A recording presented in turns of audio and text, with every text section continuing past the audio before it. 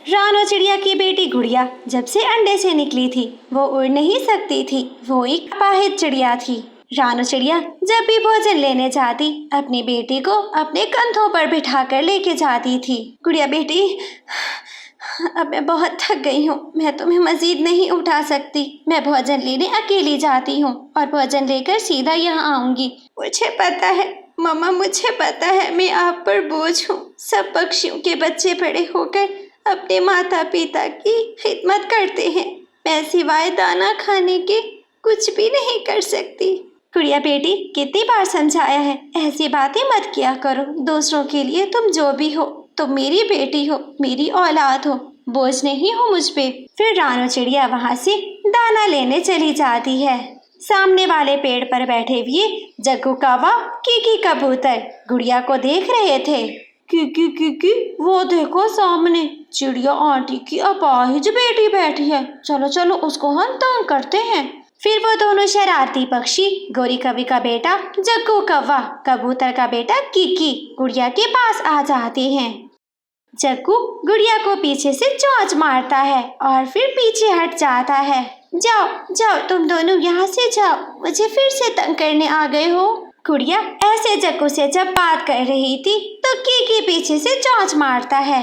हो, पकड़ सकती हो तो पकड़ के दिखाओ। लंगड़ी लंगड़ी अपाहिज, गुड़िया लंगड़ी अपाहिज। जग्गू कवि की ये जली कटी बातें सुनकर गुड़िया रोने लग जाती है। मुझे तंग मत करो, यहाँ से चले जाओ। मैं लंगड़ी हूँ, अपाहिज हूँ तो क्या हुआ? आपसे तो दाना मांग कर नहीं खाती ना।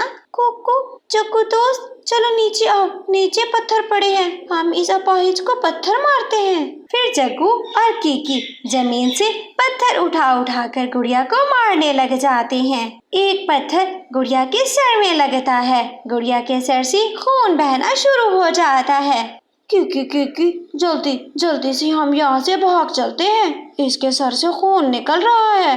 फिर जग्गू और कीकी वहाँ से उड़ जाते हैं। चिड़िया थोड़ी देर रुक जाती, हमें थोड़ा और दाना मिल जाता। नहीं नहीं हरियाली, मेरी बेटी पेड़ पर बैठी मेरा इंतजार कर रही है, मुझे यही दाना काफी है। फिर मम्मा चिड़िया अपनी चोंच में एक गेहूं की बाली पकड़े घर आ जाती है। चिड़िया अपनी बेटी को लेने उस पेड़ पर जाती है। क्या हुआ गुड़िया बेटी, आपके सर से खून क्यों बह रहा है? मम्मा वो शरारती जग्गू कौवा, साथ में कबूतर अंकल का बेटा कीकी आया था, उन्होंने मुझे बहुत तंग किया, साथ में मुझे पत्थर भी मारे। इसलिए तो मैं कहती हूँ गुड़िया कि आप घर में रहा करो, मैं किस से लड़ाई करूँगी आपके लिए, आपको सब बहुत तंग करते हैं। फिर गुड़िया अपनी मम्मा के सामने रोना बंद कर देती है और चुप हो जाती है। मम्मा मुझे दर्द नहीं हो रहा, मैं बिल्कुल ठीक हूँ, चलिए हम घर चलती हैं। ऐसे गुड़िया अपने घर में जब दाना खाने के बाद फारिग हो जाती तो वो अपनी किताब पढ़ा करती थी। एक दिन गुड़िया किताब पढ़ते पढ़ते अपनी मम्मा से कहती है, मम्मा मेरी किताब में लिखा है झरने के पास एक फूल है, उस फूल का रस पीने से पक्षियों में पंख की कमजोरी की बीमारी दूर हो जाती है। गुड़िया बेटी, किताबों में कौन सा सच लिखा होता है? आपका पंख शुरू से ऐसे है, जब आप अंडे से बाहर निकली थी तो बुलबुल डॉक्टर ने बताया था आप कभी नहीं उड़ सकोगी। मम्मा, बुलबुल डॉक्टर के कहने पर ना आपने और ना मैंने कभी कोशिश नहीं की उड़ने की, मैं भी बैठ गई, आप भी बैठ गई। गुड़िया बेटी, मैं दाना लेने जा रही हूँ, चलो मेरे साथ। नहीं मम्मा, मुझे सारे पक्षी तंग करते हैं, मैं घर में ही रहूंगी। आज मैं उड़ने की कोशिश करूंगी, जरूर करूंगी। फिर गुड़िया आहिस्ता से अपने घर से निकलती है। वो उड़ने के लिए जैसे ही नीचे जंप लगाती है वो नीचे गिर जाती है। गुड़िया फिर से उड़ती है, वो उड़ने की कोशिश करती है परंतु वो नीचे गिर जाती है। एक राह चलती तितली गुड़िया के पास आ जाती है। अरे तुम बीमार हो क्या? हाँ, मेरा ये वाला पंख ठीक नहीं है, मैं उड़ नहीं सकती। मुझे बहुत दुख हुआ आपको देखकर, क्या आप मुझसे दोस्ती कर लोगी? मुझे जंगल के सारे पक्षी लंगड़ी और अपाहिज कहते हैं, आज तक मेरा दोस्त कोई नहीं बना, आप क्यों बनना चाहती हो? मैं आपकी दोस्त ही बनूंगी। मेरा नाम सुनीता है और मेरा नाम गुड़िया है। ऐसे उन दोनों में दोस्ती हो जाती है। सुनीता सहेली, क्या आप झरने के पास जा सकती हो? झरने के पास एक ऐसा फूल है जिससे मैं ठीक हो जाऊंगी। मेरा पंख ठीक हो जाएगा। फूलों के बारे में इतना मुझे नहीं पता, लेकिन मेरी मम्मा को सब पता है। मैं मम्मा से सब पूछ लूंगी। फिर सुनीता तितली अपने घर चली जाती है। वो अपनी मम्मा से पूछती है, मम्मा, क्या कोई ऐसा फूल है जिसका रस पीने से पक्षियों के पंख ठीक हो जाते हो? हाँ सुनीता बेटी, लेकिन वो फूल बहुत दूर है। वहाँ जाने में पूरा 1 दिन लगता है। मम्मा, मैं जाऊंगी। मैं अपनी सहेली की ये कमजोरी दूर करने के लिए जाऊंगी। मैं जाऊंगी, बस बता दें कि मुझे जाना किस दिशा में होगा। बेटी, फूल झरने के पास है और झरना काले जंगल के उस पार है। फिर गुड़िया उड़ते उड़ते काले जंगल में चली जाती है। जाते जाते उसे शाम हो जाती है। शाम के समय और फिर वो झरने पर पहुंच जाती है। यही वाला वो फूल है जिससे मेरी दोस्त ठीक हो सकती है। रात बहुत गहरी और काली हो चुकी थी। तितली एक फूल पर बैठकर सारी रात गुजारती है। फिर जैसे ही सुबह होती है, तितली उड़कर जंगल आ जाती है। गुड़िया सहेली, ये फूल मैं ले आई, मैंने कर दिया। अब जल्दी से इसका रस पियो और ठीक हो जाओ।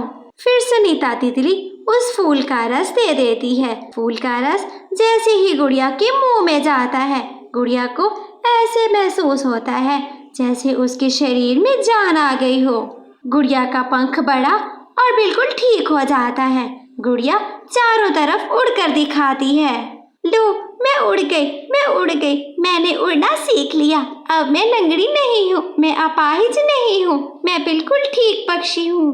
प्यारे दोस्तों, हमें इस कहानी से सीख मिलती है, हालात चाहे जैसे भी हों, हमें हिम्मत नहीं हारनी चाहिए। कोशिश इंसान का जेब। आज गुड़िया की नानो आ रही थी। नानो आने की खुशी में गुड़िया मुंह अंधेरे ही उठ बैठती है। आज तो गुड़िया अपनी मम्मा से भी पहले उठ गई थी। रानो चिड़िया अभी घोंसले में सो रही थी। गुड़िया अपनी मम्मा को उठाती है। मम्मा उठ जाइए, नानो आने वाली होगी। अपनी बेटी की शोर भरी आवाज सुनकर मम्मा चिड़िया उठ जाती है। गुड़िया बेटी, आपकी नानो तो अभी तक सो रही होंगी, मुंह अंधेरे कहाँ आती है वो?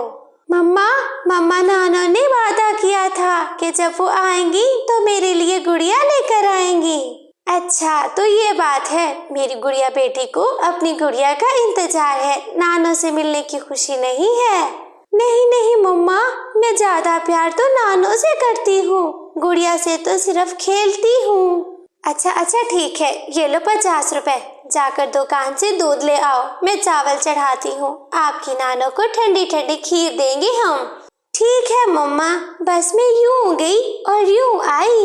ऐसा कहते गुड़िया 50 रुपए उठाती है, दूध की बाल्टी लेती है और घर से निकल जाती है। गुड़िया अभी छोटी थी, बाल्टी पकड़े वो कभी इधर को उड़ती तो कभी उधर को उड़ती, झूमती नाचती गाती वो दुकान पर पहुंच जाती है। कालू कौवे की दूध की दुकान थी, जहाँ से गुड़िया दूध लेने गई थी। कालू अंकल मुझे 50 रुपए का दूध दे दे। गुड़िया बाल्टी आगे करती है। गुड़िया की मम्मा ने पैसे बाल्टी में रख दिए थे, पर जब कालू देखता है पैसे तो नहीं थे, और जब गुड़िया देखती है बाल्टी तो खाली है, गुड़िया के तो होश उड़ जाते हैं। मेरे पैसे कहीं गिर गए। गुड़िया बेटी, अभी बाजार में इतना रश नहीं है, जाकर पीछे देखो, तुम्हें अपने पैसे मिल जाएंगे। जब भीड़ लग जाएगी तो पैसे कोई उठा लेगा। गुड़िया तुरंत पीछे मुड़ती है और उड़ने लग जाती है। उड़ता हुआ कबूतर चाचा जब नीचे देखता है तो 50 रुपए गिरे हुए थे। कबूतर चाचा वो पैसे उठा लेता है। ना जाने कोई पक्षी अपने पैसे गिरा गया, सुबह ही सुबह निकला होगा, सामान निकले और पैसे ले गया। ना जाने कोई अहमक पक्षी अपने पैसे गिरा गया। सुबह ही सुबह सामान लेने निकला होगा और पैसे यहाँ गिरा गया। मैं ऐसे ये पैसे किसी को नहीं दूंगा। मैं भी परीक्षा करूंगा। जो परीक्षा पर पूरा उतरेगा पैसे उसी को मिलेंगे। उसी समय जग्गू कौवा उड़ते हुए कबूतर चाचा के पास आ जाता है। छोटे कौवे, मेरी बात सुनो। मुझे पैसे मिले हैं गिरे हुए। क्या वो पैसे तुम्हारे हैं? छोटा कौवा मन ही मन में बातें करने लग जाता है। मुफ्त के पैसे, मुफ्त की शराब तो काजी ने नहीं छोड़ी, तो मैं कौवा मुफ्त के पैसे कैसे छोड़ सकता हूँ? मैं बोलता हूँ कि मेरे ही पैसे हैं। फिर जग्गू कौवा कबूतर चाचा से झूठ कह देता है। हाँ हाँ कबूतर चाचा, मैं अपने पैसे ही ढूंढने आया हूँ। मेरे पैसे गिर गए थे। अच्छा बेटा, ये वाले 100 रुपए क्या तुम्हारे हैं? कबूतर परीक्षा कर रहा था। वो 100 रुपए निकालता है, हत्ता कि उसे तो 50 रुपए मिले थे। जग्गू कौवा नाचने लग जाता है। यही है, यही मेरे पैसे हैं। कबूतर अंकल, मैंने अपने पैसे पहचान लिए हैं। कौवे बेटा, झूठ बोलना बुरी आदत होती है। आप यहाँ से जा सकते हैं। मुझे सब पता है आप झूठ बोल रहे हो। जग्गू बहुत शर्मिंदा होता है और वहाँ से चला जाता है। गुड़िया भी अपने पैसे ढूंढते ढूंढते कबूतर चाचा के पास आ जाती। गुड़िया भी अपने पैसे ढूंढते ढूंढते कबूतर चाचा के पास आती है। कबूतर उसे आवाज देता है। गुड़िया बेटी इधर आ जाओ। मुझे कुछ पैसे मिले हैं गिरे हुए। क्या वो पैसे आपके हैं? हाँ हाँ कबूतर अंकल, आज मेरी नानो आ रही है। मम्मा उनके लिए चावल की खीर बना रही है।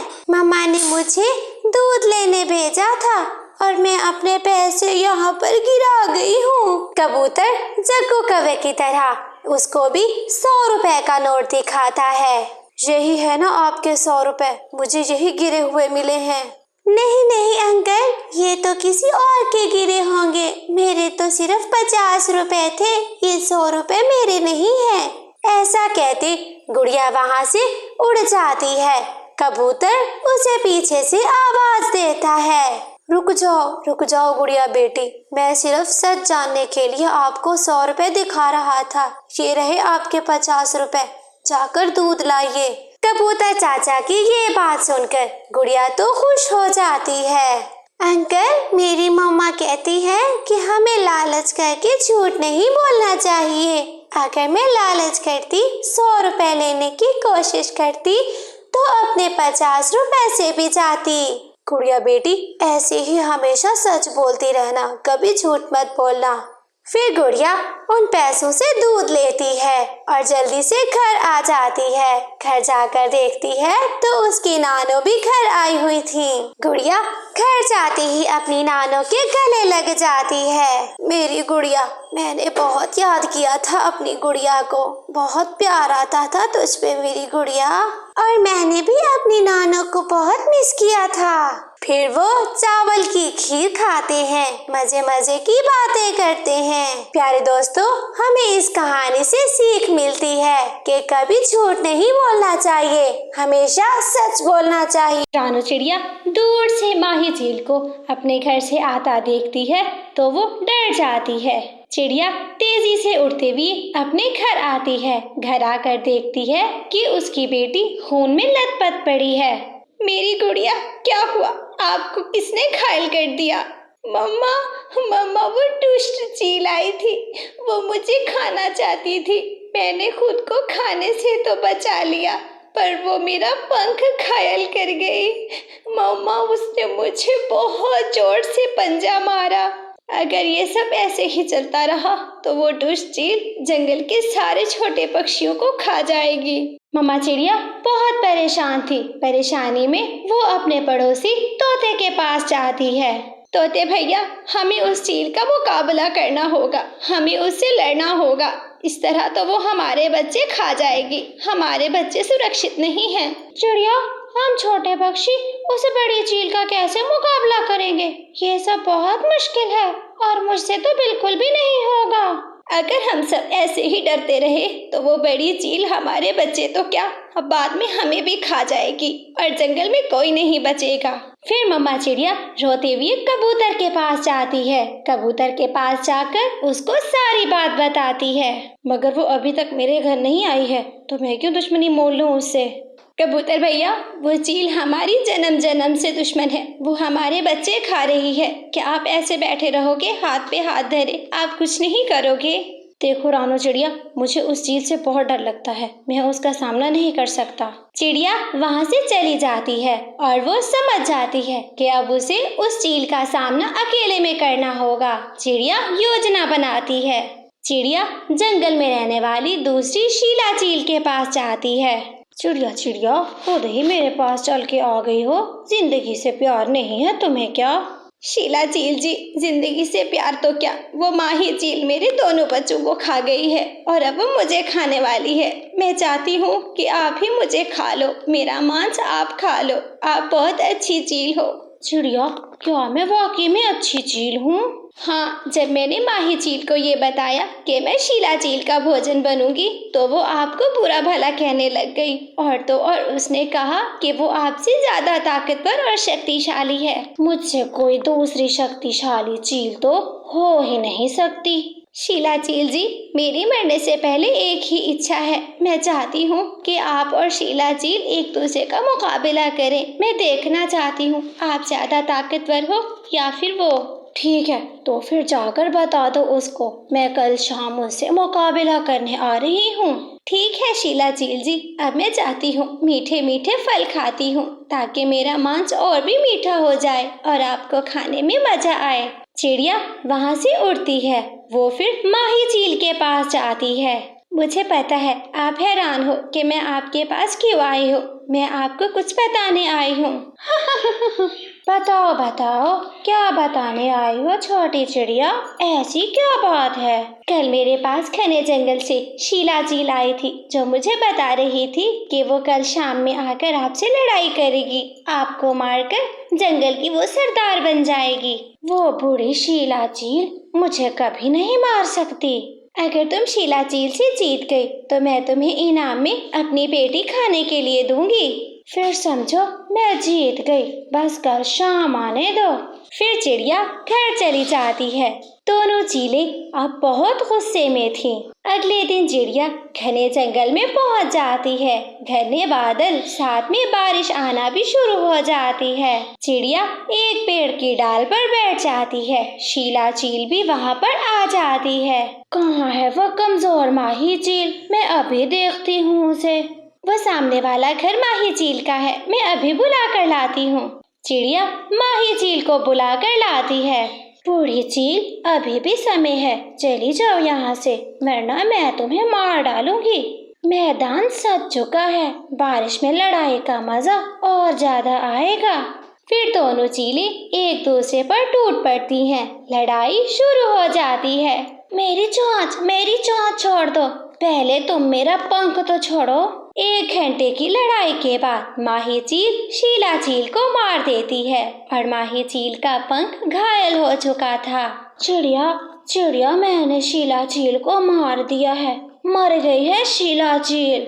बहुत अच्छा किया है। अब 2-4 दिन में तुम भी मर जाओगी और मेरे बच्चे तुमसे सुरक्षित रहेंगे। तो ये तुम्हारी चाल थी? हूँ तो मैं तुमसे छोटी पर अकल में तुमसे बड़ी हूँ। ऐसे रानो चिड़िया अपने बच्चों को चील के हमले से सुरक्षित रखती है।